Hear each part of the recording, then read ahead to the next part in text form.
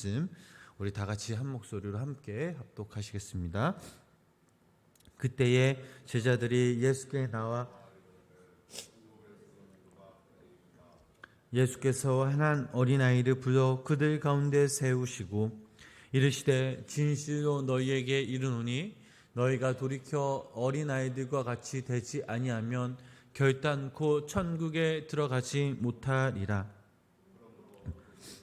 이 어린아이와 같이 자기를 낮추는 사람이 천국에서 큰 자니라. 또 누구든지 내 이름으로 이런 어린아이 하나를 영접하면 곧 나를 영접하니. 아멘. 거룩한 주일 하나님의 귀한 은혜가 우리 성도님들 삶 가운데 함께 하시길 주님의 이름으로 축원합니다.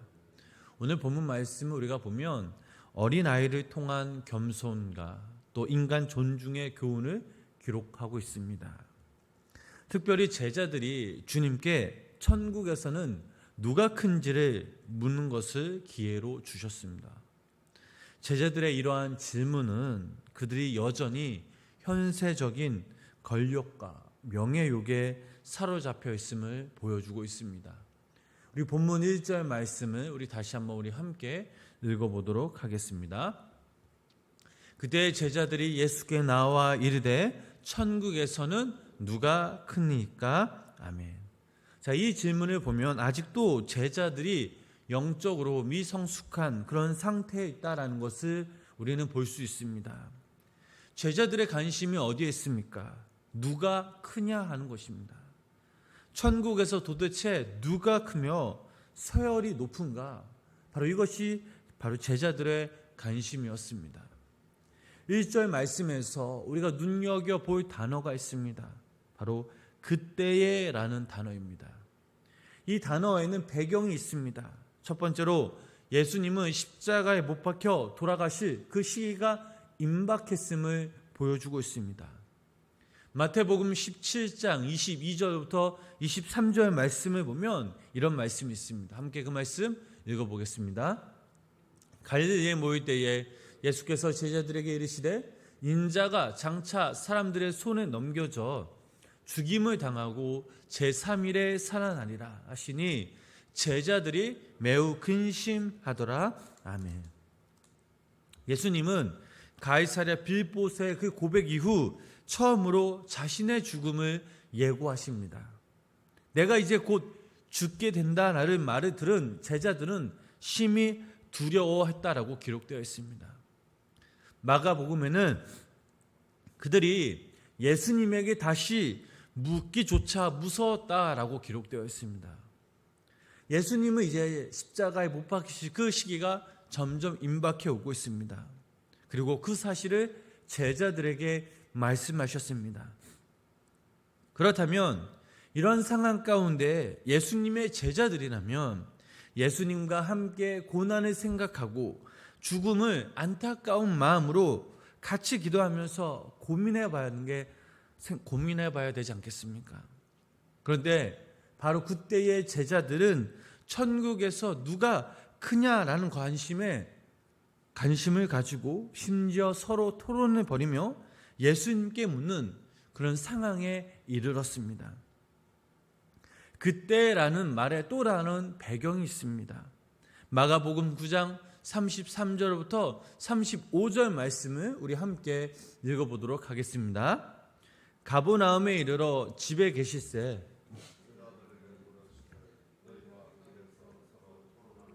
무엇이냐 하시되 그들이 잠잠하니 이는 길에서 서로 누가 크냐 하고 쟁론하였음이라. 아멘.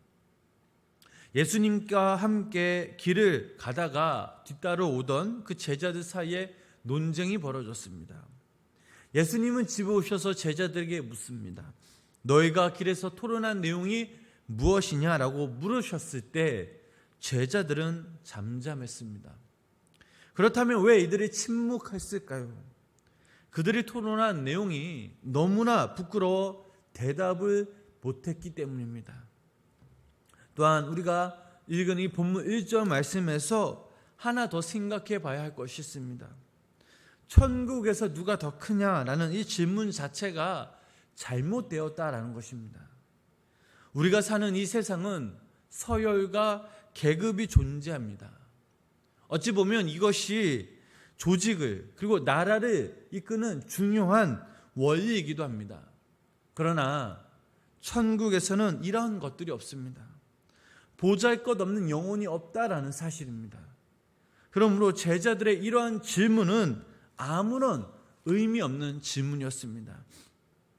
마태복음 11장 11절 말씀을 보면 이런 말씀이 있습니다. 우리 그 말씀 함께 읽어보도록 하겠습니다. 내가 진실로 너에게 말하노니 세례요한보다 큰 이가 일어남이 없도다. 그러나 천국에서는 극히 작은 자라도 그보다 크니라. 세례요한의 때부터 지금까지 천국은 침노를 당하나니 침노하는 자는 빼앗기나. 아멘. 자, 여기 말씀에서도 동일합니다. 모두 다 하나님의 자녀일 뿐이라는 사실입니다. 이것이 바로 천국입니다. 하나님은 우리를 똑같이 사랑하십니다. 천하보다 한 영혼을 귀히 여겨주시는 분, 그분이 바로 하나님이십니다. 주님이 계신 그곳에는 계급이 없고 버림받는 존재, 관심받지 못한 존재가 하나도 없습니다. 모두 다 하나님의 자녀로서 높임을 받고 존귀함을 받는 그런 영혼인 그곳이 바로 천국임을 믿으시기를 바랍니다. 우리 계속해서 본문 2절부터 4절 말씀 우리 함께 읽어보도록 하겠습니다. 예수께서 한 아이를 세우시고 이르시되 진실로 너희에게 이르노니 돌이켜 어린아이가 같지 아니하면 결단코 천국에 들어가지 못하리라. 그러므로 누구든지 이 어린아이와 같이 자기를 낮추는 사람이 천국에서 큰 자니라. 아멘. 예수님은 마치 그 앞을 지나가던 그 아이를 부르시고 그들 가운데 세우셨습니다.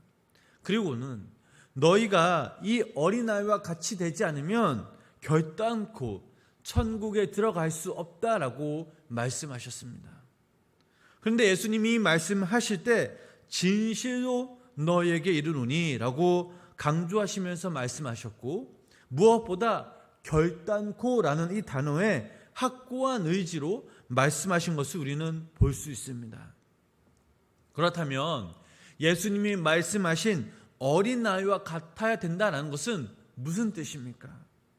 3절 말씀을 보면 돌이켜 어린아이들과 같이라는 게 말씀이 있습니다. 자, 여기서 돌이킨다라는 그 말은 완전한 그 방향 전환을 가리킵니다. 방향을 잘못 잡은 사람이 이를 깨닫는 순간에 즉시 방향을 바꾸는 것을 나타내는 말입니다. 그러므로 주님께서 제자들에게 돌이키도록 촉구하셨다라는 그 사실은 결단코 그들이 지금 추구하는 것이 옳지 못함을 지적하신 걸로 볼 수 있습니다.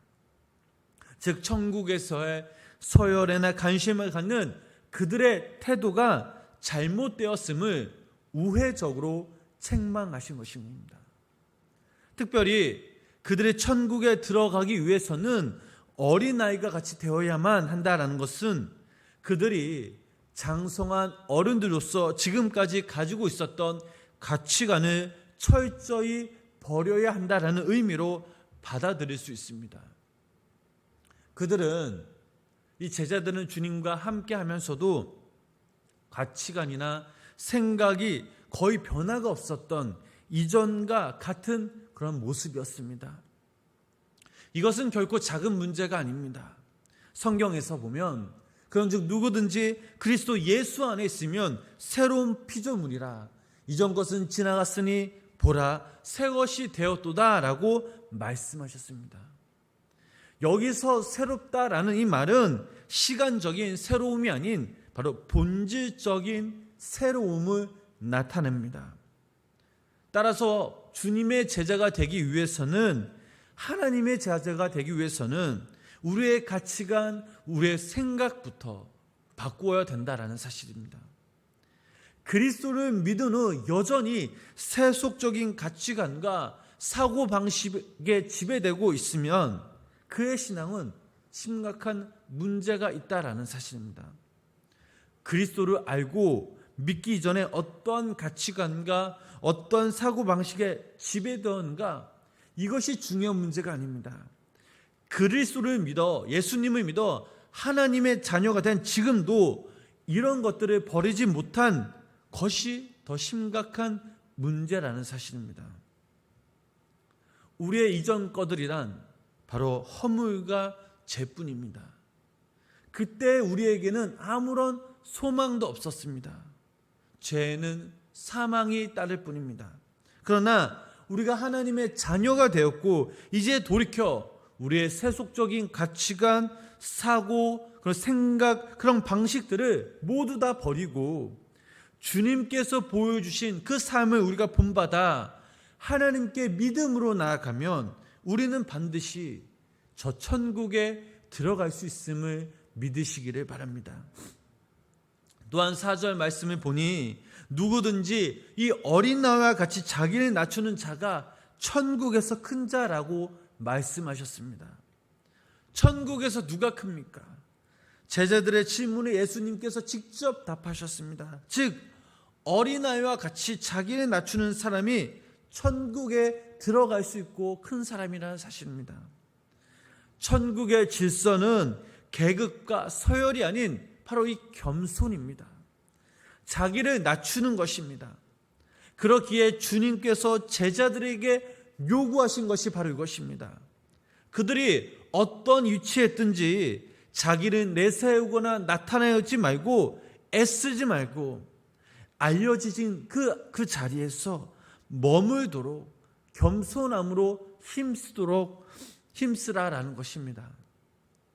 이러한 겸손은 바로 예수님을 믿는 그리스도인의 인격적 특성이기도 합니다. 교회의 참된 지도력이 무엇입니까? 겸손입니다. 목사님들이나 장로님들, 교회 직분자들은 직분이 아니라 바로 이 겸손의 바로 지도력이 나옵니다. 남 모르는 곳에서 예수님의 그 마음과 또 그 섬김을 통해서 그 심정을 가지고 발을 닦아주고 섬기며 사랑하며 살아가는 사람, 이 사람이 바로 진정한 교회 지도자요, 바로 천국의 모습을 나타내는 그런 자들입니다. 예수님은 우리들에게 이러한 모습을 요구하고 계십니다. 가령 주님께서 어느 정도로 자기를 낮추셨는지 우리는 생각해 보면 알 수 있습니다. 그분은 본래 하나님의 본체심에도 하나님과 동등됨을 취할 것으로 여기지 않으시고 자기를 비워 종의 형체를 가지셨습니다. 하나님이신 예수님께서 우리와 똑같은 육신을 입으셨다라는 이 사실이 바로 이 겸손의 최고의 모습입니다. 우리를 위해서 가장 낮은 그곳까지 오신 그 주님, 그분이 바로 하나님이십니다. 그러므로 우리가 정녕 천국에서 큰 자가 되길 원한다면 우리 또한 어떠한 상황에서도 어떠한 곳에서도 우리의 마음을 높여서는 안 됩니다. 날마다 우리는 죽고 우리 안에 그 예수님이 살아 숨쉬어야 합니다. 겸손은 세월이 갈수록 어렵습니다. 예수님을 처음 믿었을 때는 우리가 죽고 주님 앞에 엎드렸지만 그러나 시간이 지나면 지날수록 너무나 어렵게 느껴지는 것, 이것이 바로 겸손입니다. 하나님 앞에서 자기를 낮추는 것입니다. 죽어도 살아나고 또 죽어도 살아나는 이 존재가 바로 우리의 자기의 모습이라는 사실입니다. 그렇다면 이제 우리들은 우리보다 더 큰 분, 우리를 이끄시고 우리를 사랑으로 대하신, 우리를 위해 십자가에 달려 돌아가신, 우리의 죄를 사해 주신 그 예수님 한 분만을 바라볼 때에 우리는 죽게 된다라는 사실입니다. 겸손의 비결은 우리 자신을 죽이고 예수님을 바라보는 것뿐입니다. 지금 이 순간 우리 자신을 부인해야 합니다.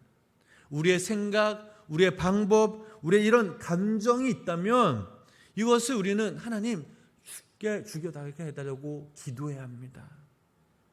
사랑하는 성도님 여러분, 하나님은 겸손한 사람들에게 한량한 은혜를 베풀어 주시지만 그러나 교만한 자들은 미워하시고 대적하십니다.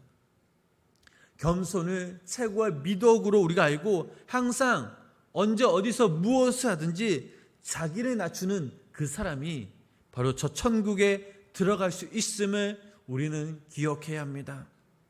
무엇보다 우리 성도님들이 언제 어느 곳에서든지 어떤 상황 가운데서도 예수님을 바라보시며 예수님을 통해 진정한 겸손을 되어 우리들도 천국을 사모하는 성도님들이 되시며 무엇보다 우리가 하나님의 자녀들로서 우리는 죽고 우리의 모습 가운데 우리의 자아 가운데 예수님이 살아숨으시어 이 땅에 하나님의 자녀들로서 거룩한 행실을 추구하는 귀한 믿음의 성도님들이 되시길 주님의 이름으로 간절히 축원합니다. 기도하겠습니다.